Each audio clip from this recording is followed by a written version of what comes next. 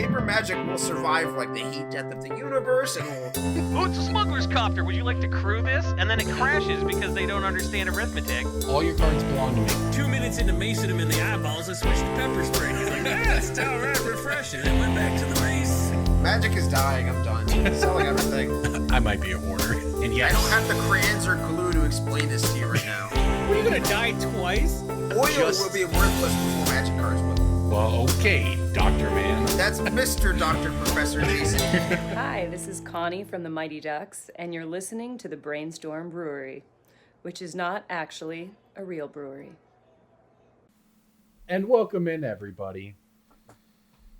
That's how we roll on this podcast now. We are the big time. We have the guest stars you've only dreamed of having on this podcast. Now, I'm not talking about that cameo. I'm talking about our guest tonight. Liz is back. Liz, welcome back to the show. It's good to be back. I always love to come here and crash your cast and really bring the chaotic energy, you know? Well, we're always glad to have you on. And you got to come on a great night because, as you all heard, we have Mighty Ducks in the intro now. Surprisingly affordable. I'm not surprised, actually. I mean, Cameo is just like a beer money thing for like bored actors. I get it. Yeah, pretty much, right? Although my favorite thing about Cameo was that actors. Smokey Robinson went viral for that Chinooka thing, and he like deck-tupled his prices overnight because everybody the next day was like, "Well, you say Chinooka?" And he's like, "Yeah, for $300." Of course, that's the dream. You should dream of making your voice so famous on this podcast, Jason, that people pay you dollars. As a matter of fact, Jason could have a cameo, except it'd just be an insult line. Like, what's your price for sending a random insult to somebody, Jason? Going to patreon.com/BSB. What are you talking about? He does it for free all the time. Yeah, well, that's what he should be monetizing. That's all I'm saying. But Play welcome EDH into the with show, us, and everybody. I will We've get got really annoyed spoilers. with you. Right? What? Play EDH with us, and I'll get really annoyed. Oh, that is actually, yeah. You'll get a stream of free Patreon.com/BSB. Get into that $40 a month tier. Come play Commander with us on the stream. Wrath Jason's board and watch the salt flow. Play a removal spell on Helm of Possession. Well, we've got all kinds of stuff to talk about tonight. Liliana of the Yale is, I believe, how this card has been referred to. We've got Strixhaven promos. That's a dumb pun. Shut up. It's like how you know how Tango Lands never caught on? Yeah, it's the same thing. Like, yeah, it is. It's certainly they're interesting. Tango Lands. It takes two to tango, Corbin. They were printed in 2016. Yeah, Corbin, well, we're gonna get to all bicycling, that. the bicycle lands. It's the by lands, and they have cycling. They're the bicycling lands. This Corbin. is bicycle erasure? I'm going to be honest. I just saw one person tweet it. I thought it was an appropriate level of That's your sense of humor. badness, right? Like, it's just Really a terrible just- pun. I'm in. The fucking Sears of jokes. You see some shit like Okay, that. Dad Grill guy. The I'm Buffalo going to- Wild Wings of humor. You see something like that, and you're like, "Yep." Why don't you go grill a burger? Okay, why don't you have a beer, grill a burger, Why don't tweet you go about how watch a great Jim life Belushi is? show on ABC? That's what that Oh, I tweet know. was. That tweet was a Jason Jim is Belushi auditioning show. for one. Jason's Twitter timeline is an audition for a angry dad, witty, funny dad next door type who's mean All to I'm his saying kids. is That's that when what I it- finally get that's to what it write is. on a whiteboard at a convention center, I'm going to carefully write out in fancy letters Bayonetta, and people will know what I mean. I'm not one of them. You've never The heard new of Lily. I mean, Bayonetta is a character, but I don't understand. We're just going to put it on the whiteboard, and that's going to bring the nerds in Bayonetta to looks sell you more like cards? Lauren Boebert than she does look the new Liliana. Like, I'm sorry to say. Oh, okay, I get it now. I bet Lauren Boebert would buy gun shoes if they had them too, right? Might make them, honestly. I wonder if Lauren Boebert's on Cameo. I got some stuff I wanted to say to me.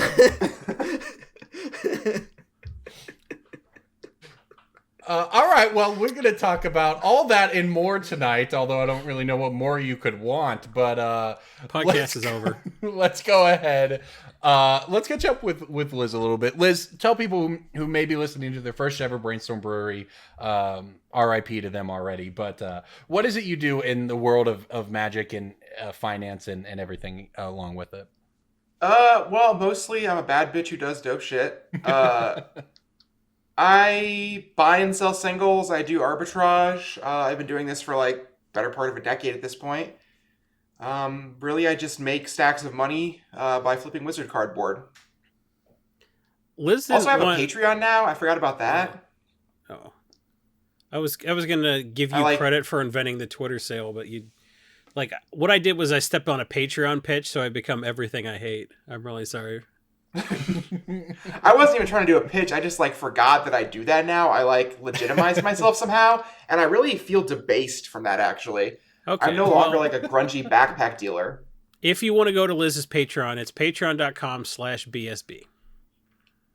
Yep, you got it. Got it in one. Knocked it out of the park.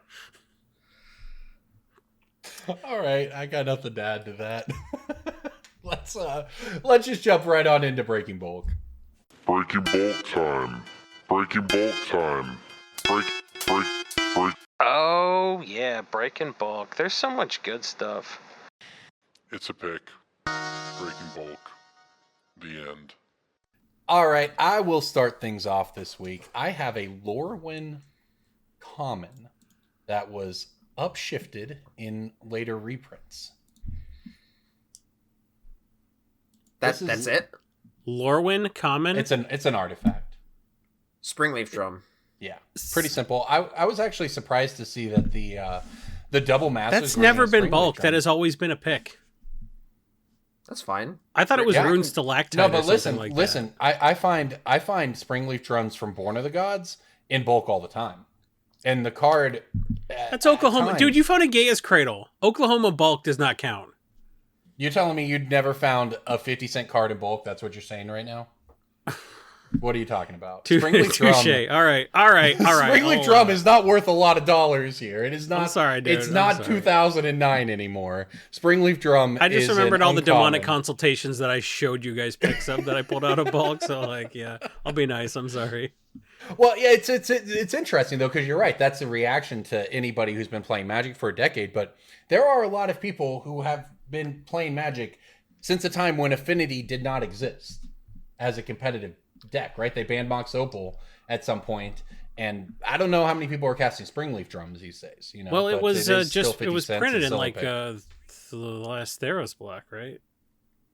Yeah, it was in Born of the Gods, and then it was in Double Masters. So, but Born of the Gods honestly was a long time ago at this point. But then I thought, you know, maybe the Double Masters reprint might kill it, but it's still in there at 50 to 75 cents. So still a pick if you find any in your Double Masters bulk. Seeing modern play, isn't it, in the Hammer deck, right? Likely. I've seen some number of it in there. Yeah, I don't remember specifically whether my list played Springleaf Drum or not. It's one of those cards though that Hammer Time deck is probably fairly budget, if I were to guess, without having the prices in front of me compared to Steel Shaper's Gift is like else. $8,000, but yeah, Steel Shaper's Gift is worth $1 billion, which is what happens when you have budget competitive decks, right? Something always blows up in them. Humans and a couple different cards in it, honestly, were the same way. Because Humans was once upon a time a budget modern deck, and then everyone's like, "Hey, why is Aether Vial so cheap?" Which is something I said on this podcast for 3 years, and then I didn't buy any Aether Vial, so I was wrong twice. All right, Jason DJ, who wants to go next? I have a Visions Blue Common. Betrayal. Is it the Drake? Vision Charm. It is Shrieking Drake. Corbin got it right. I actually picked some of those last night. That's that's the only reason I know. That was a Chulane card, so yeah. It's a Chulane card. It's an Animar card. It is a Yerok / Panharmonicon-esque card. It's just a little high synergy enabler that lets you trigger a million things when you play it. And Visions is a very old set. from your grandpa's days of Magic. So Pretty much. I pulled some Shrieking Drakes out of my own bulk. I was putting together instant collections, and I realized I haven't picked this bulk in 2 years. So I was like, oh, wow, there's so much stuff in here that's popped. I probably That's gave away actually an interesting game in itself, because I do the same thing where I pick forever, but picking is more fun than selling, right? So I just have a ton of boxes of stuff I've picked that needs to be sold.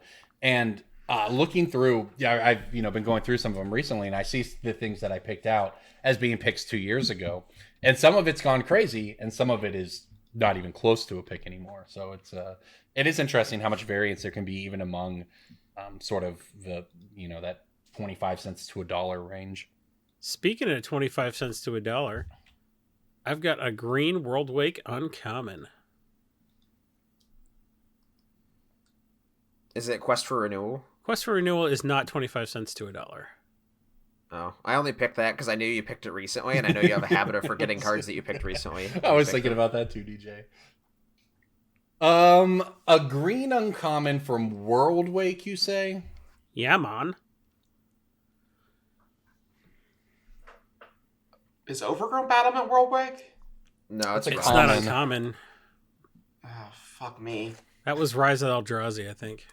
The last time you picked Quest for Renewal, I Yeah, guessed it like all the other World Wake green uncommons, and now I can't remember can't any. Well, remember you any of didn't them. guess this one that time either. Corbin stumped. DJ Pierce stumped. Are you ready to tap out, everyone? Give us Yeah. something. Give us something. What It's an kind of enchantment. specific- Aura. Canopy cover. Canopy cover!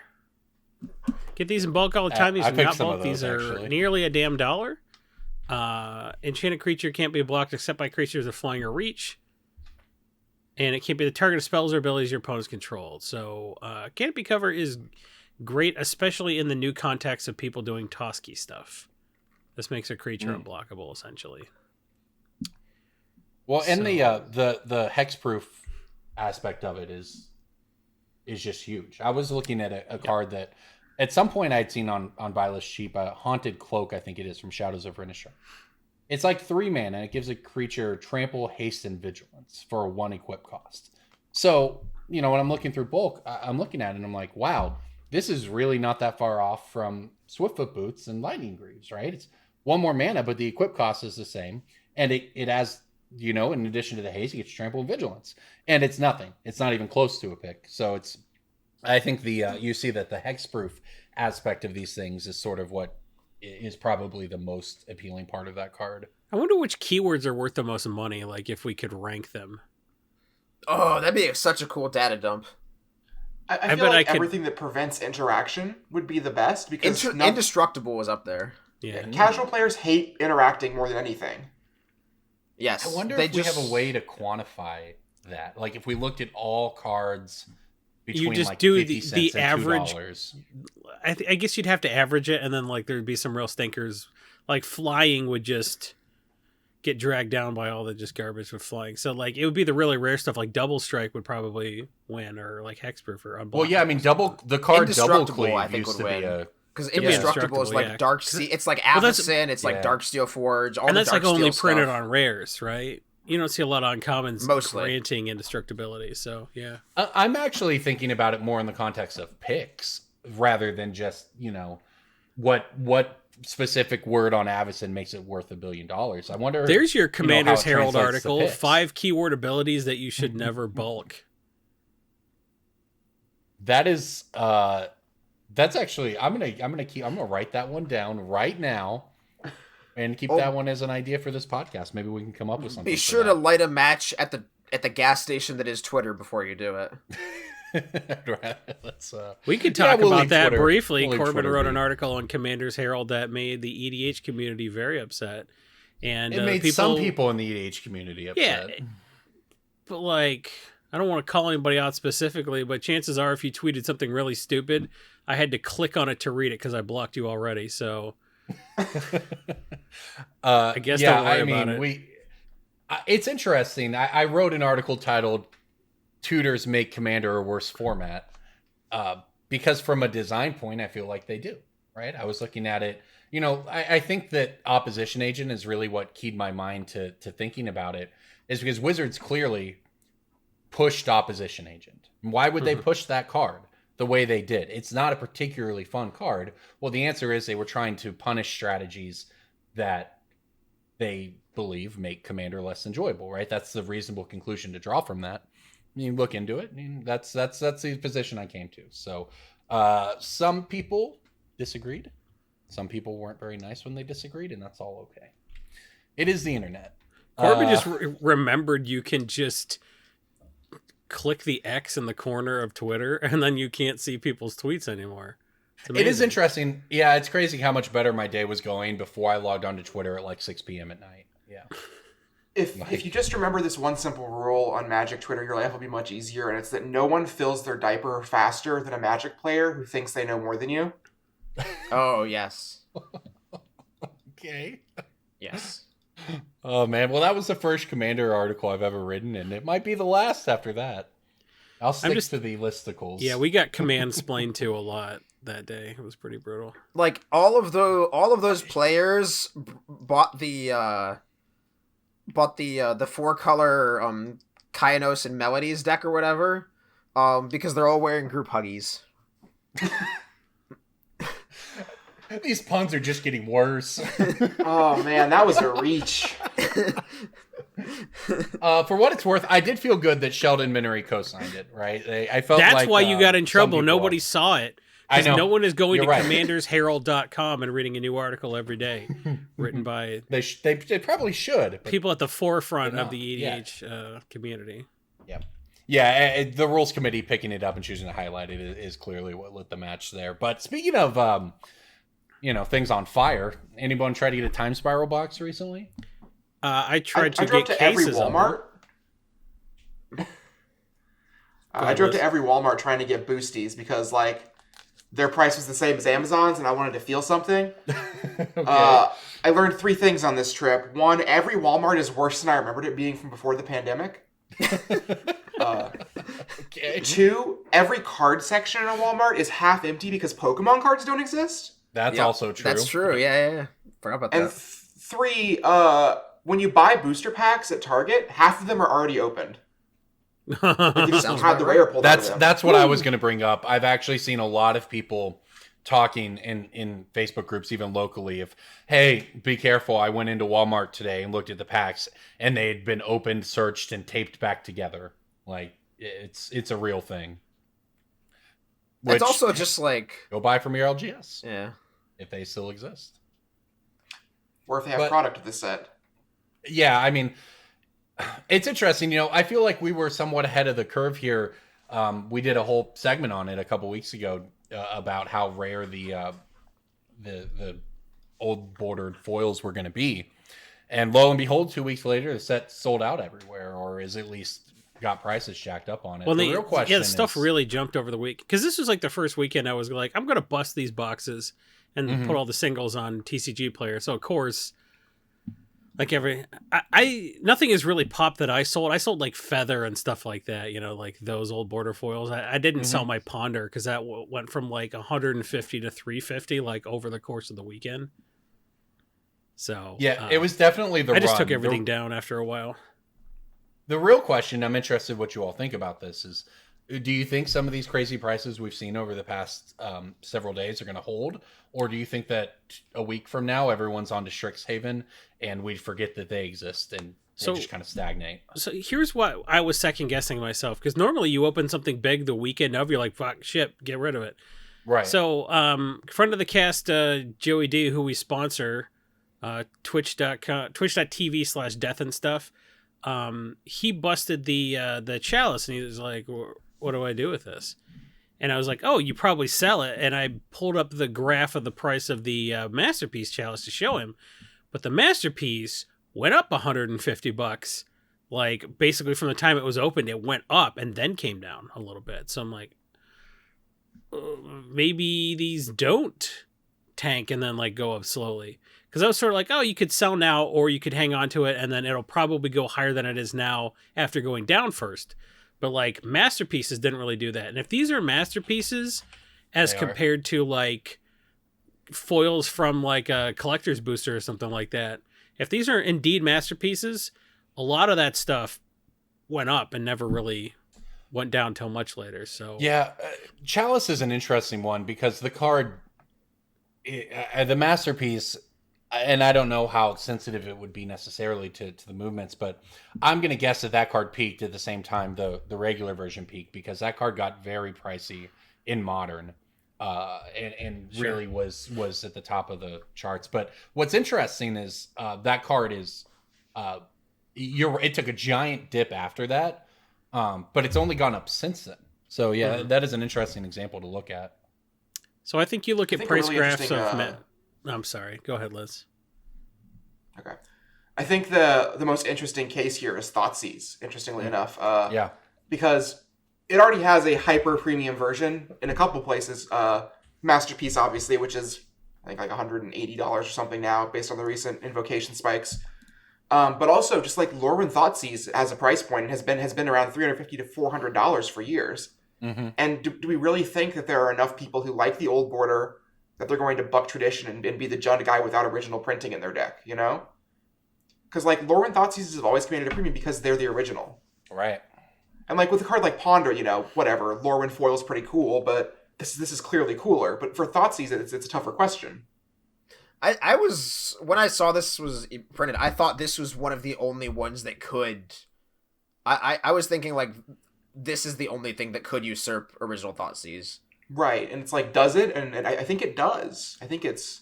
I haven't held the foils in my hands yet. Maybe one of you all can chime in, but the consensus gorgeous. seems to be that the foiling is actually pretty good on They're this hot. set, They're hot. They're stellar. Yeah, they knocked it out of the park. and they don't curve. Not I to my experience yet. I don't know. I didn't let It them. is I threw them possible. in a top load in a perfect fit sleeve top loader immediately after I opened them because I learned. So they might curve, but I didn't let them. You know, No, you just the gotta internet seems to say that they're throw in pretty a perfect good, fit so right away, right? We've seen that Wizards has the ability to make good-looking foils. I mean, I have Keep to that in imagine mind. that WotC has contracts they have to fulfill. And like they have to be aware of the problem at this point, right? Oh, they're certainly aware of it. They've just chosen not to address it. Well, right? the It's foils were been years. curling before when they got humid, and you had to dry them out. And like it seems like these are the opposite. So I think they kind of went too far the other way. So I think they're trying to equilibrate. I mean, I don't want to rant on it too far, but Commander Legends are the worst printings I've ever seen in my life. They truly come out of the pack not sleeve playable because you cannot bend them back without a ton of extra work. They just crease if you try to do your normal corner to corner work with a Magic card, right? Like I'll take a dual land and I'll fold that thing nearly corner to corner and it's fine. Magic cards are fine, right? You've been testing a card to an extent, blah blah blah. You try to do that with a Commander foil, you barely touch the thing, and now you just have 3 creases instead of 1. It's just it's unplayable. So I hope that Times Power Remastered is a turning point and not just a we know who these are targeted at, so we better spend more money this time around sort of thing.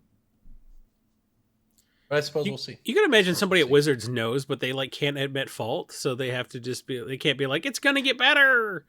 They just have to be like, oh, is that a thing that happens? Yeah. I mean, they just don't benefit from addressing it. And Yeah, the yeah, thing absolutely. with the Commander Legends foils too, it's like if you're a TCG player, what do you do? You know, if you're a judge at a GP, what are you going to do? Like they're going to cause problems. Yep.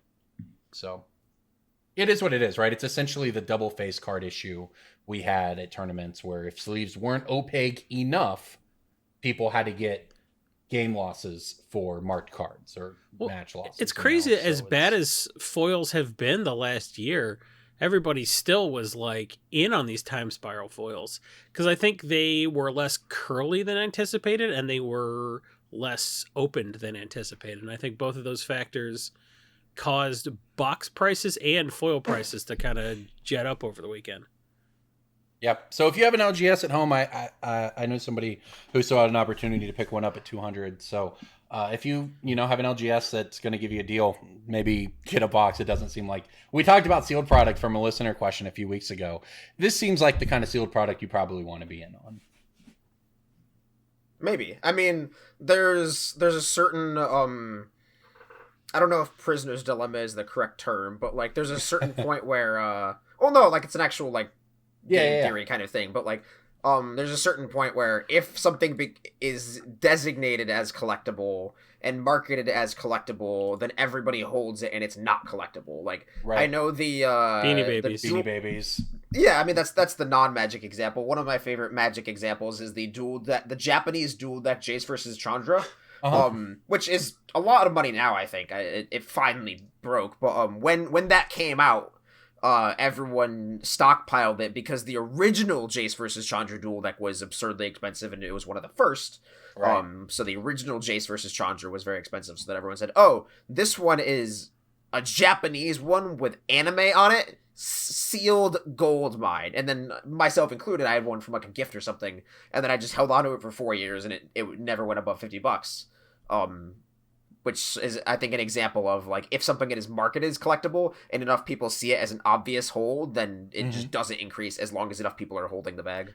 Like, how much junk have they tried, like, the J shoes popped, but, like, the silver bars and the watches and, like, they do all kind of stupid crap. I've forgotten about half of that stuff. You remember the silver bars? They're like, these are going to be $400 because they have Jace on them.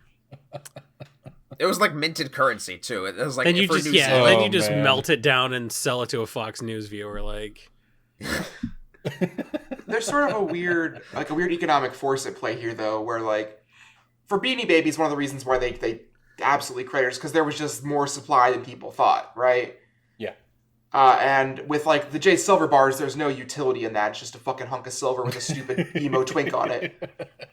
But like the J shoes, right? Like sneakers are the hype right now. That's like, you know, people with crypto money buy sneakers to flip them for more money.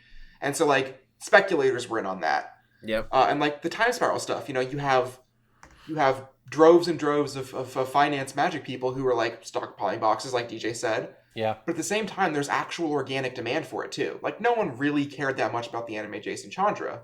But like everybody I know on Twitter for the last 2 weeks has just been creaming their pants trying to get Time Spiral Remastered or Boulder cards. Like everybody wants them, so there's inherent utility in that too. Yep. Yeah, I think that. I mean, it's probably not an accident that some of the better draftable sets over the past 5 years are the ones whose box prices seem to be doing okay. Liz, right? Do you want to talk shoe finance for the next half hour? Yeah, sure. Why not? I know nothing about shoe finance anymore. I just buy cool shoes because I like them. Jason, are you a secret shoe finance expert? No. I know that like people have bots and it's really annoying to try to buy shoes. Corbin, we've been over this. He is a dad. He has a walk-in New Balance closet. Shoes that I was going to say he has a walk-in closet of like every rainbow color of New Balances. Before we move to the next topic, we want to talk and give a shout out to our friends over at originalmagicart.store. I hear a rumor that someone on this podcast today's favorite art is, Basking Root Walla, an old school one there. And if you like that card, you could probably find it and anything else at originalmagicart.store. Liz, what is it? Basking Root Walla. Why is that your favorite? Do you not remember Walla deals? Yeah, hashtag Walla deal used to be my thing. I used to be Nerd Walla on Twitter. I was opening my first booster pack of Magic cards, and Basking Root Walla was in the front of it. I actually very recently, arranged to purchase the original for Frost Walla. Okay. So we'll finally own a Happy Lizard. That's awesome. I wish I remembered. I remember my first rare, which was Cedrus, the Trader King, but I do not remember the first pack I ever opened what the first card was, but that's really neat. Well, if you want to get your piece of favorite Magic art on a playmat, on a print, even the original Magic art, possibly, you can go to originalmagicart.store and check it all out. They have pretty much everything from almost any artist you would want in any way you want it, and it's a great way to support the community, support this podcast with the code BrewCrew upon checkout.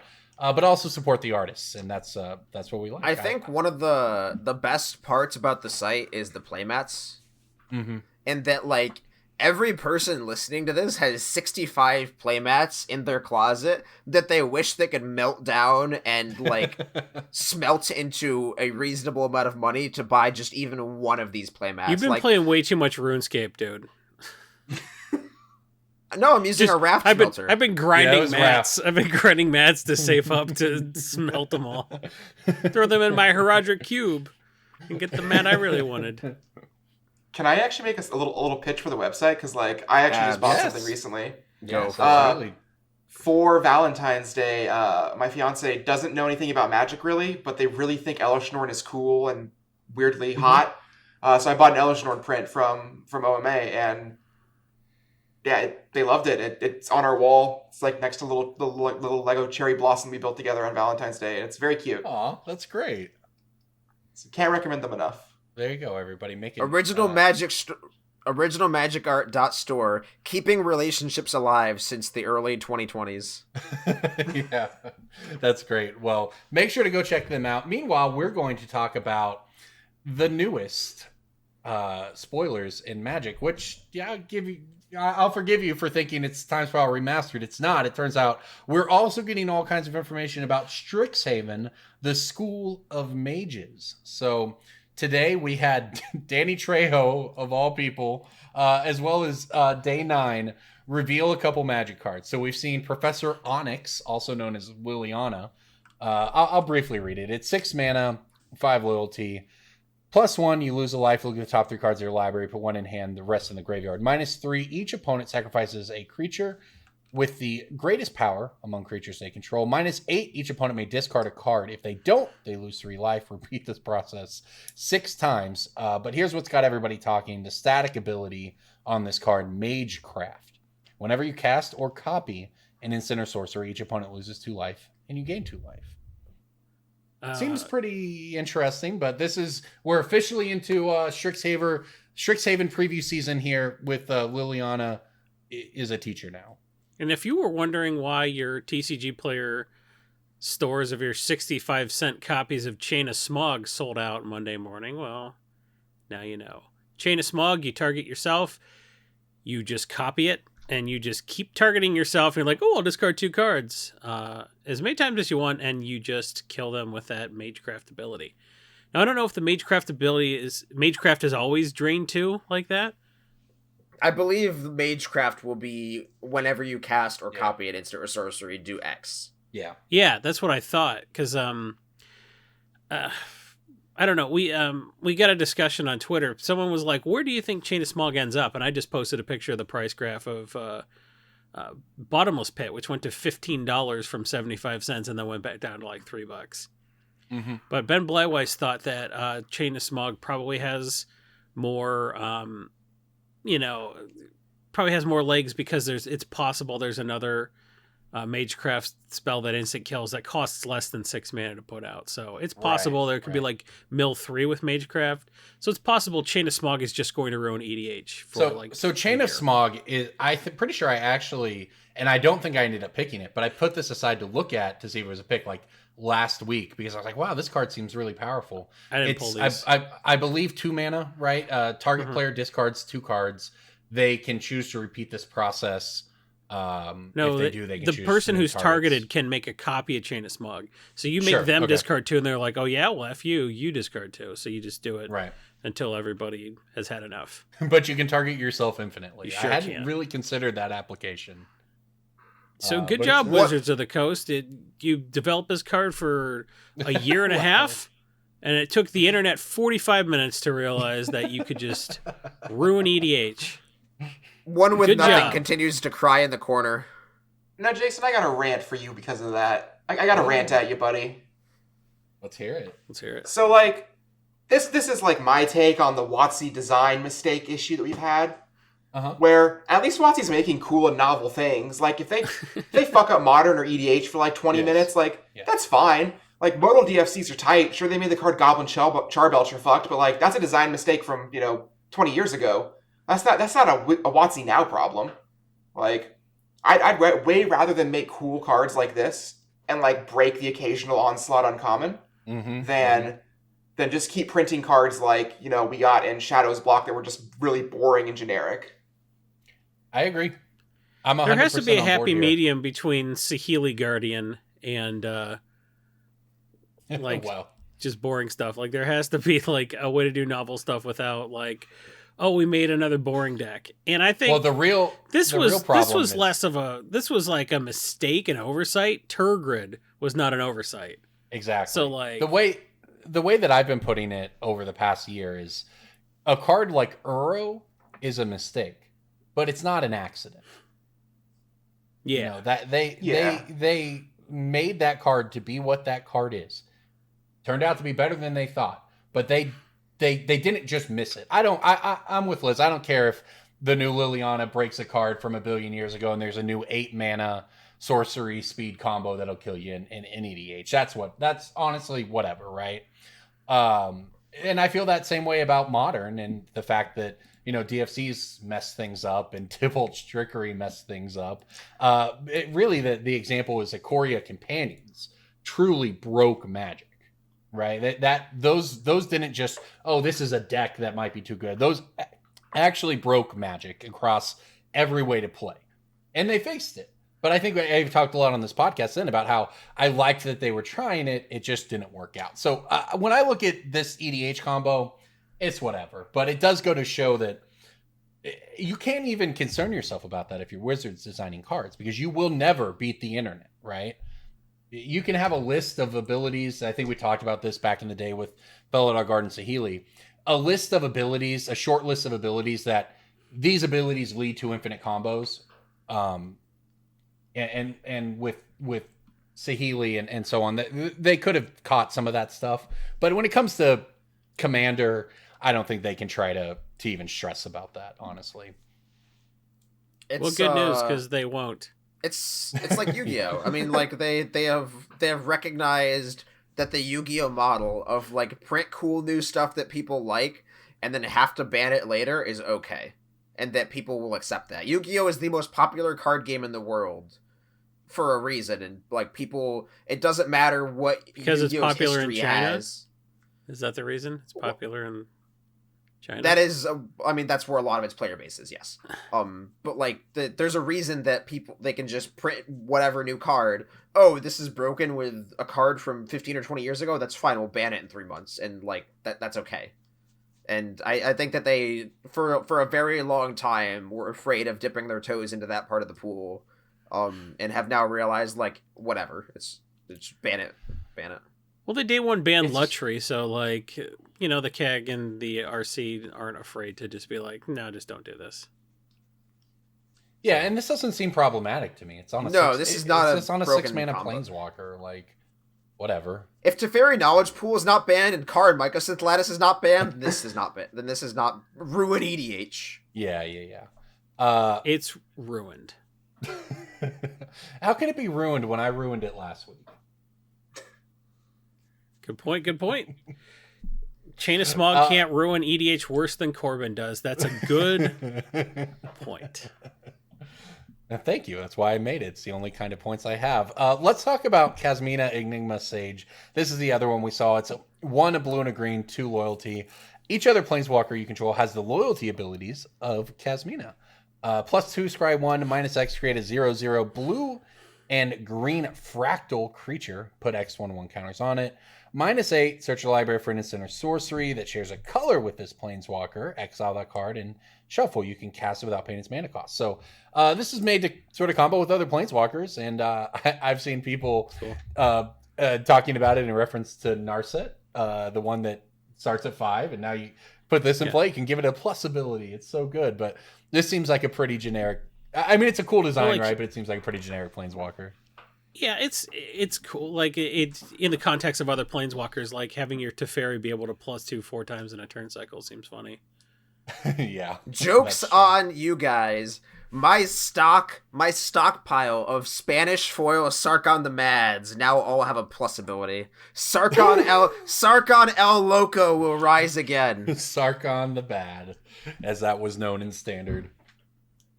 Sarkana. No. One of my favorite stories from back in the day was a friend of mine went to a GP in like Costa Rica or something like that. Mhm. And this was around the time of Rise of Eldrazi release. And they went down and bought all of the Spanish foil Sarkon the Mads because they were tacos.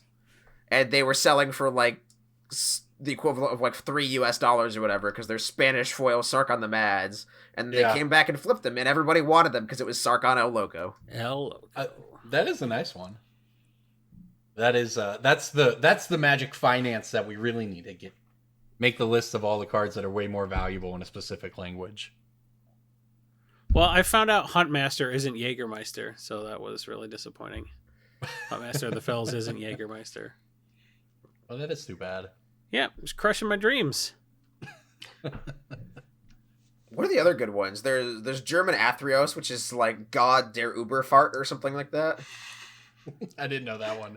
There's always Spanish Inquisitions of Kozilek. Because nobody expects to command a premium. Yes, that's correct, Jason. What about No just one like expects like Japanese Scroll Rack and Spanish Moloku that are just better cards? I think Korean Oko is the same way or something like that. I think there's a Korean... No, it's Korean Ashiok. Korean Ashiok has a +1 instead of a +2. It's like technically worse, I think. Yeah. Oh, interesting. French... Are those printing issues? Like they're ratted all be the same, right? Yeah. But Okay, like okay. if you like Spanish Moloku is worth more for the cube or whatever because it makes 2/2s and some people play it as printed. That's interesting. I didn't know that. French delay is unfortunately money. Yeah, is there anybody? Yeah, I'm not going to not going to get into the details on that one, but it is. Is there anybody in Magic dumber than people who are looking for those? Like, is there anybody in Magic just like more Yeah, deplorable? the people looking for Army of Allah and all the stuff that they thought was the next to be PC banned. Yeah. Oh yeah. Good call. Yeah, there is by the way, a format called Play as Printed that I have some people locally who are really into the misprint scene, and they have gathered with others nationally for their own little misprint con back before the pandemic, and they all play as printed.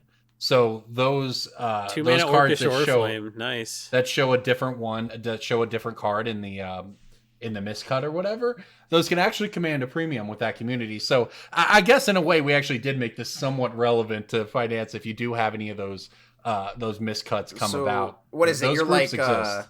your German yellow forests are like technically savannas, right? Like they're plains, but they say bald, so they're probably savannas. Yeah, I mean, probably. It's interesting, right? It just goes to show that you can play whatever you want in Magic. It is the most customizable game around. Think about it. The most popular way to play Magic the Gathering, even before the pandemic, was something that was made in someone's hotel room and not the designers who made Magic the Gathering for 10 years, 15 years to that point. It's just interesting. As are all of the picks of the week we're about to have. Pick of the week, pick of the week, pick of the week. Time for the pick of the week. That was This was silky. That handoff, that was it was smooth, man. That was smooth. That's the only kind I got. Credit where credit's due. That was the best transition I've ever seen on this podcast. That's right. Thank you. All right, Liz, I know you have a pick of the week ready to go. Let's hear it. I do. Mine's a little bit unconventional because it might look like the price is too high, but my pick of the week is. Am I supposed to like obfuscate this one, or am I supposed to just tell you? Just No, just tell us. Yeah. All right. It is Sliver Legion from Time Spell Remastered. Okay. Right now, they're about $50 on TCG Player. Future Sight copies are $100 for a near mint copy. And as we've discussed earlier, the print run for Time Spell Remastered is super short printed. Like, there's not much of it out there. And everyone's so focused on the old border cards, they're not paying attention to the normal stuff. Yeah, and it's a mythic. Yep. What's the Jason? You might know this because you're more in the science realm of like random factoids and knowledge. But like, when something goes into a black hole, is it gone forever technically, or is it like a certain number of years or light years away, or how does it work? You're talking about like the closer it gets to the event horizon, there's time dilation at the event horizon of a black hole. I actually don't know if anything ever gets pulled to the center because I don't know if anybody knows. Well, Nobody would know, like but what it does is it compresses it down with infinite gravity, right? Well, yeah. So, like, when something goes to the center of a black hole, it's gone forever. And that's the same as, like, every time somebody sells a copy of Sliver Legion, it's gone forever because it goes to some idiot's, like, house, and it's in their unsleeved deck for the rest of eternity, and that's why Sliver Legion's $100. You couldn't just make a stupid joke without bringing Stephen Hawking into this? So I have an actual economic force that's also driving this. The price of slivers is kind of tied to each other. Like the high-end slivers are kind of tied to each other. Yeah. And if you look, the first sliver just went up to like $35. Saw that. Yep. So like if the first sliver is $35 with way more supply than Sliver Legion has to go up. And the same can be true. Like Sliver Queen's also spiking, but that might just be reserve list. But like Sliver Overlord probably has room. Yeah. So mine's like a multifaceted pick of the week. Sliver Hive got expensive. Synapse Sliver, like some of that kind of stuff that like didn't get a reprinting, but like it's just like super rare because it's from Legions or whatever. Like Synapse Sliver, like quadrupled overnight. So like you're absolutely right. All the stuff's in play together. Yep. Mm-hmm. DJ, I've decided, by the way, you are the Kenny the Jet Smith of this podcast. I don't know what that means, but thank you, ? I think you mean Benny the Jet Rodriguez from Sandlot. You're embarrassing yourself. It's Benny, not Kenny. Jesus. Do you think we can get him on Cameo? Benny the Jet Rodriguez? He was in Mighty Ducks. He was Luis Mendoza in Mighty Ducks. I know. Do you think we can get him on Cameo? He was the cool kid. Thank you, Corbin. Yeah, that's definitely what I was talking about. I looked for Mighty Ducks, and I feel like if he was on there, he would have come up. I'm not going to explain that reference. I'm going to let I've the listeners seen The Sandlot, but like what are you? That is not who I was referring to. Just to be clear, It's I will Benny let Rodriguez, the YouTube comments let us know if anybody gets that. It's not an insult. I mean, considering I'm talking about a show where that also includes Charles Barkley, no one else can be the insult in that punchline. But he also has these incredibly convoluted comparisons that in the end, I'm just kind of like, all right. And that's how I feel after your black hole thing there. This is how you want to run out the clock on this podcast? You want to talk about As a matter of fact, I will go ahead and give my pick of the week next. I closed it. Oh no, just a second. All right. I want to talk about Reefworm out of Commander 2014. This is the crazy card that is honestly been more relevant for the token it created as being a pick than this was always just a card that was worth a couple dollars. But it got reprinted in Masters 25 and had been sinking. But recently the card has climbed from $1.50 to $2, and both versions have started to move. So I honestly see Reform the 0/1 for 4 mana, but when it dies, you get a 3/3. And when that creature dies, you get a 6/6. And when that creature dies, you get a 9/9 blue Kraken. This card's just moving up. This is a graph-based pick, and I think it's probably going to be $4 or $5. It's a clean double up. I'm really surprised this card isn't like $1 million, actually. Yeah, like I said, it's always been like, yeah, that card's fine, but what's really about is finding that token, because the token. Well, because I mean, like the precedent for this is being like $55, because this is a blue food chain. Sure. Oh. If this does go to $55, we will let you know, because every single day Corbin goes to mtgstocks.com and checks the prices. MTG Stocks, your number one source for Corbin's picks of the week. Did a card go up 25% in the last week? 50%? 100%? Did a card's price literally double? Well, 3 days after that happens, Corbin's going to come along and tell you all about it on this podcast. mtgstocks.com. Go to that site and get Corbin's picks of the week a week early.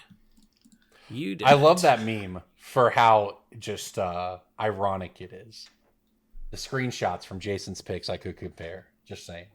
My pick of the week is Maskwood Nexus from Call Time. You might not remember Call Time. It was a very, very, very long time ago, many sets ago. But Maskwood Nexus has the word creature type on it like 6 times.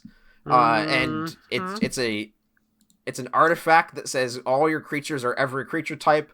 And also it's just conspiracy, like the Masks card conspiracy, not like the booster set, but it's just everything about creature types. And I mean those types of universally playable creature type tribal cards tend to just go up over time when people ignore them. I was actually curious. This is a 4-mana artifact. When creatures you control are every creature type.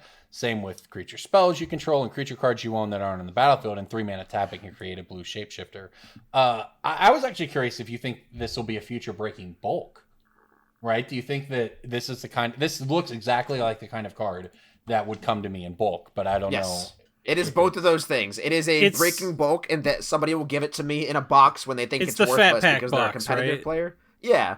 And it is also a Conjurer's Closet-esque card that you will look at it in a couple years and it'll be $6 or $7. Yeah, I think that's absolutely right. Jason? Cool. Vargoth Bloodsky Sire. I think this is done going down. Vargoth is a tutor on a stick. Has Death Touch and it has Boast. And you can make somebody else search for a card, and then you can steal it with what's his nuts. So, for all those reasons, Opposition Agent.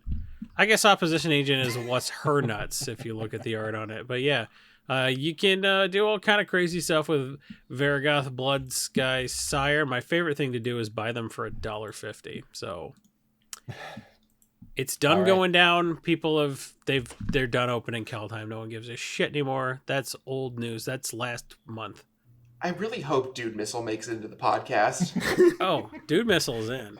JJ, cut that in. It's somewhere without context. All right, I think that does it for us this week. Liz, one more time, where can people find you across the internet? You can find me on Twitter at DevotedDruid or on Patreon at patreon.com/TheLizLyn. And that's pretty much it. Don't try and contact me elsewhere. I do not know you.